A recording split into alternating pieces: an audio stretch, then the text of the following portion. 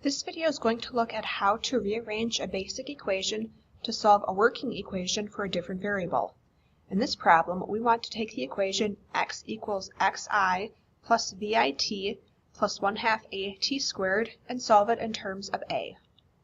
First, we can subtract an xi and a vit from each side, since these terms are only being added to the term with a. When we subtract, this cancels an xi and a vit from the right side. Then we are left with x minus xi minus vit equals 1/2 at squared.